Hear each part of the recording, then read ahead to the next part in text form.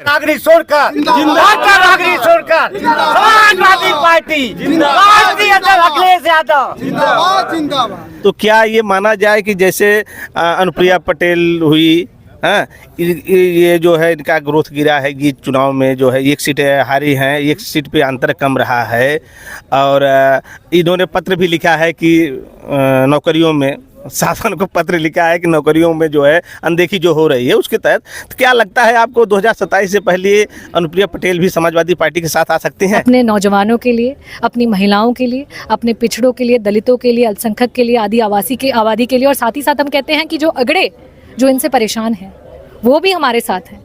तो हम पूरे देश के लिए लड़ रहे हैं, उत्तर प्रदेश के लिए लड़ रहे हैं, और जो भी समझ रहा है कि उसे सिर्फ कठपुतली की तरह इस्तेमाल किया गया है एनडीए के द्वारा, उनका पूरा स्वागत होगा। वो आएंगे और हम 27 में समाजवादी पार्टी श्री अखिलेश यादव जी को मुख्यमंत्री बना करके यहाँ से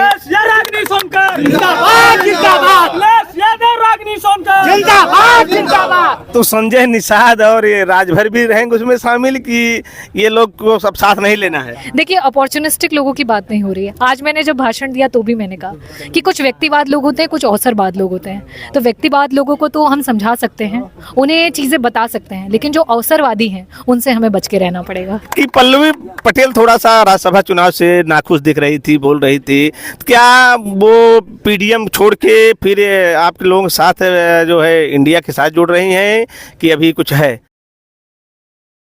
भारत कवरेज न्यूज के लिए मैं विभास यादव आप लोगों का बहुत बहुत स्वागत करता हूं। लोकसभा चुनाव 2024 में समाजवादी पार्टी ने देश की तीसरी सबसे बड़ी पार्टी बनी है। इसके बाद से समाजवादी पार्टी के कार्यकर्ताओं और नेताओं का उत्साह बढ़ा हुआ है। समाजवादी पार्टी भी अब जो है उपचुनाव और विधानसभा 2027 के चुनाव की तैयारी में जुट गई है। इसी कार्यक्रम के तहत जगह जगह जो है पार्टी अपने पदाधिकारियों के साथ मीटिंग कर रही है।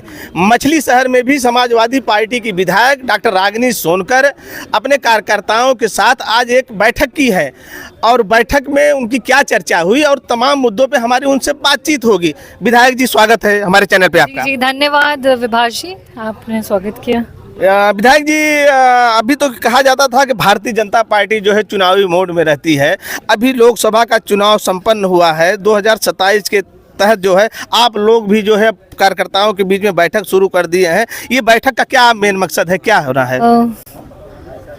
हमने विभिन्न प्रदेशों में और पूरे देश में देखा कि 24 का चुनाव जो है जिस तरीके से रहा, एक ऐसी लहर थी जिसमें पूरा पीडीए जो है हर्ष और उल्लास के साथ चुनाव को लड़ा, और जिस तरीके से हमारे वोटिंग परसेंटेज रहे और जो रिज़ल्ट रहा, आज जीत करके भी जो जीता हुआ है वो बहुत दुखी है, और आज हार के भी जो विपक्ष में बैठा है वो विपक्ष बहुत मजबूत है और खुश है कि उन्होंने संविधान को बचाया है, संविधान की रक्षा की है। आज का ये कार्यक्रम एक मासिक बैठक, और साथ ही साथ मुझे लगता है कि जब एक जनप्रतिनिधि जीतता है तो एक चाहे वो विधायक हो चाहे सांसद हो, तो जनता उसका स्वागत और सम्मान करती है। ये स्वागत और सम्मान इससे पहले भी एक बार मैंने आयोजित किया था, और आज 2024 के चुनाव के बाद मेरे समाजवादी पार्टी के संपूर्ण परिवार, हमारे मछली शहर के जो कार्यकर्ता हैं और जनता है, उनको सम्मान देने के लिए मैंने कार्यक्रम का आयोजन किया था, और साथ ही साथ उनका आभार व्यक्त करने के लिए कि आप लोगों ने जिस तरीके से समाजवादी राष्ट्रीय अध्यक्ष श्री अखिलेश यादव जी की मुहिम को आगे बढ़ाया है, और मछली शहर लोकसभा में एक पात्र ऐसी विधानसभा जहाँ से सबसे बड़े मार्जिन से हमने जीत का परचम लहराया है, तो मैंने एक छोटा सा एक कार्यक्रम का आयोजन करके सभी को धन्यवाद प्रेषित किया।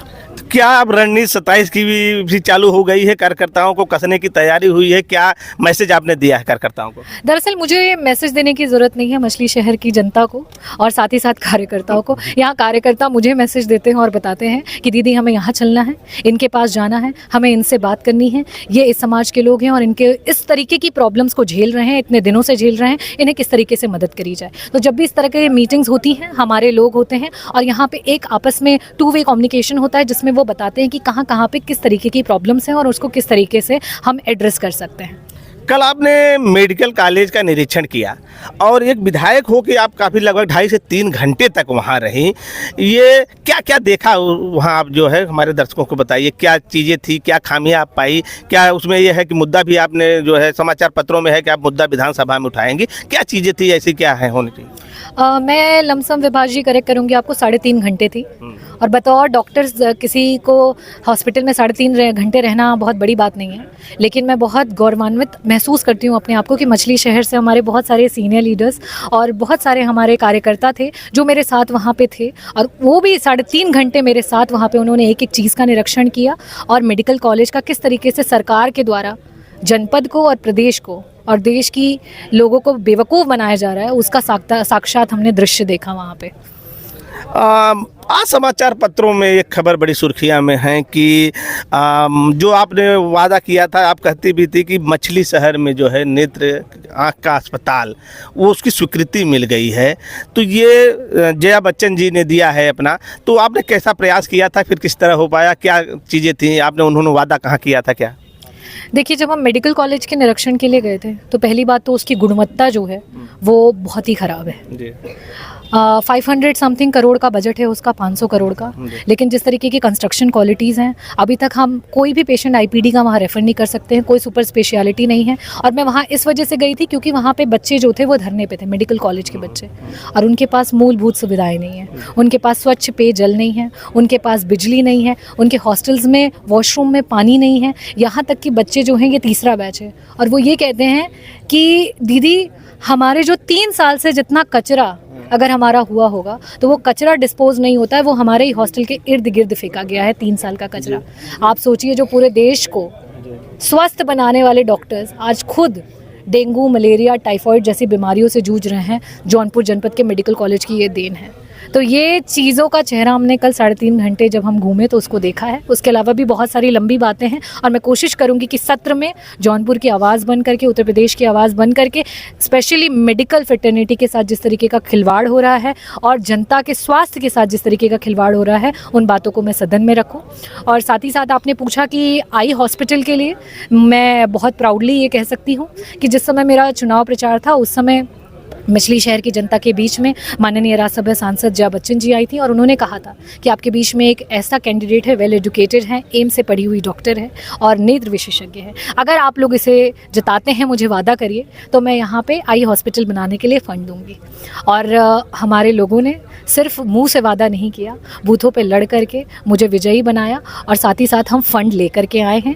अभी सॉइल टेस्टिंग हो चुकी है, पूरा आर्किटेक्ट के थ्रू जो स्ट्रक्चर प्लान है वो हो चुका है, जितने हमारे इक्विपमेंट्स लगने वाले हैं उसकी लिस्ट बन चुकी है, प्रोक्योरमेंट के हम कगार पे हैं, अभी सारी टेंडरिंग वर्क जो है वो स्टार्ट होगा ग्रेजुअली। और मुझे पूरी उम्मीद है कि अगर सरकार लोगों को मेडिकल कॉलेज तो बेटर नहीं कर पा रही है, लेकिन एक अगर विपक्ष का विधायक कोशिश कर रहा है और मेहनत कर रहा है कि जनता के बीच में आई हॉस्पिटल जैसा, जो कि सिर्फ मछली शहर को नहीं पूरे जनपद को और जनपद से जुड़े हुए विभिन्न जनपदों को उससे आराम मिलेगा, अगर उसमें लग करके मेहनत करें तो हम 1 साल के अंदर उसको कंप्लीट कर सकते हैं, उसका काम जो है वो पूरा करके, और वहाँ पे हम अपने लोगों का ट्रीटमेंट कर सकते हैं। कुछ राजनीतिक चर्चा। नागरिक छोड़कर जिंदाबाद, नागरिक छोड़कर समाजवादी पार्टी जिंदाबाद, अखिलेश यादव जिंदाबाद जिंदाबाद। अब थोड़ी सी राजनीतिक चर्चा हो जाए। आपने भी कार्यकर्ताओं के बीच में कहा कि हमको जो सफलता मिल रही है, कुछ दूसरे दल के लोग भी अब जुड़ सकते हैं, जुड़ेंगे, तो क्या ये माना जाए कि जैसे अनुप्रिया पटेल हुई, हाँ, ये जो है इनका ग्रोथ गिरा है, ये चुनाव में जो है 1 सीट हारी हैं, 1 सीट पे अंतर कम रहा है, और इन्होंने पत्र भी लिखा है कि नौकरियों में, शासन को पत्र लिखा है कि नौकरियों में जो है अनदेखी जो हो रही है उसके तहत, तो क्या लगता है आपको 2027 से पहले अनुप्रिया पटेल भी समाजवादी पार्टी के साथ आ सकती हैं? देखिए विभाष जी, आपका जो सवाल है उस पर मैं आपको ये कहना चाहूँगी कि आज देश में 2 तरीके के बेसिकली 2 पार्ट्स में ही हम राजनीति को डिवाइड कर सकते हैं। एक तरफ इंडिया खड़ी है और दूसरी तरफ एनडीए खड़ी है।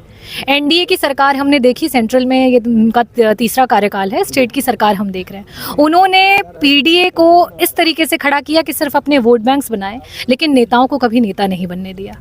आज उन नेताओं की ये स्थिति हो चुकी है कि जब वो अपने समाज के बीच में जाते हैं तो उनके समाज के बीच उनको किस तरीके की बातों को झेलना पड़ता है और किस तरीके की बातों को सुनना पड़ता है, ये खुद में शर्मसार करता है। और दूसरी तरफ इंडिया की सरकार और इंडिया की पार्टी है जो फ्यूचर में आएगी और अपने नौजवानों के लिए, अपनी महिलाओं के लिए, अपने पिछड़ों के लिए, दलितों के लिए, अल्पसंख्यक के लिए, आदिवासी के आबादी के लिए, और साथ ही साथ हम कहते हैं कि जो अगड़े जो इनसे परेशान हैं वो भी हमारे साथ हैं। तो हम पूरे देश के लिए लड़ रहे हैं, उत्तर प्रदेश के लिए लड़ रहे हैं, और जो भी समझ रहा है कि उसे सिर्फ कठपुतली की तरह इस्तेमाल किया गया है एनडीए के द्वारा, उनका पूरा स्वागत होगा। वो आएंगे और हम 27 में समाजवादी पार्टी श्री अखिलेश यादव जी को मुख्यमंत्री बना करके यहाँ से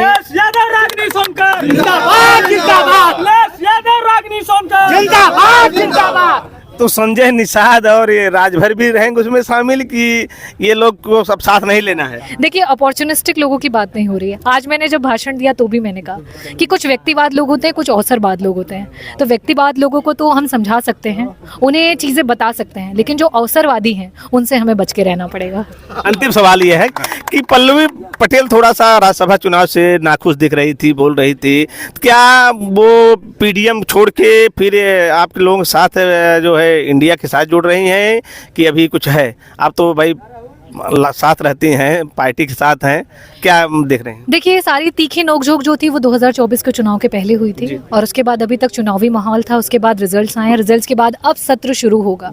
तो उस दौरान से अभी तक हम लोगों का सत्र नहीं शुरू हुआ, और जो भी बातचीत होती है जब सत्र में हम लोग आसपास बैठते हैं तो ही कुछ बातें हो पाती हैं। तो अब अगर मुलाकात होगी तो डेफिनेटली ये सारी बातें अगर पता चलती हैं तो मैं आपके साथ और न्यूज़ के साथ शेयर करने की कोशिश करूंगी। बट फिलहाल जो भी चीज़ें रहेंगी इससे रिलेटेड, मुझे लगता है वो शीर्ष नेतृत्व ज़्यादा बता पाएंगे। विधायक जी, समापन हो रहा है, अब आपकी मछली शहर की बात है। इस बार लोकसभा में लगभग 25,000 से ज़्यादा वोटों से जीत मिली है। तो ये विधानसभा में कितना अंतर जो है बढ़ाने की तैयारी है आपके कार्यकर्ताओं में? आप लोग क्या लक्ष्य लेके चल रहे हैं? क्या लक्ष्य लेके चल रहे हैं हम लोग? देखिए, जनता, मछली शहर की जनता जवाब देती है, नेता को जवाब देने की जरूरत ही नहीं पड़ती है। देखिए, मंत्री विधायक जी को मंत्री बनना है? हाँ, मंत्री बनना है विधायक जी। किसान डॉक्टर रागिनी सोनकर। देखिए समाजवादी पार्टी ने जो अध्यक्ष जी को मुख्यमंत्री बनना है, वही हमारा टारगेट है। अगर वो हमारे मुख्यमंत्री बन गए तो मुझे लगता है मछली शहर की एक जनता मंत्री बन गई। देखिए, मैंने कहा ना, समाजवादी पार्टी जब से 2024 के लोकसभा चुनाव में अच्छा प्रदर्शन किया है, उसके बाद से समाजवादी पार्टी कार्यकर्ताओं को ये लगता है कि 2027 में उनकी सरकार बनने वाली है।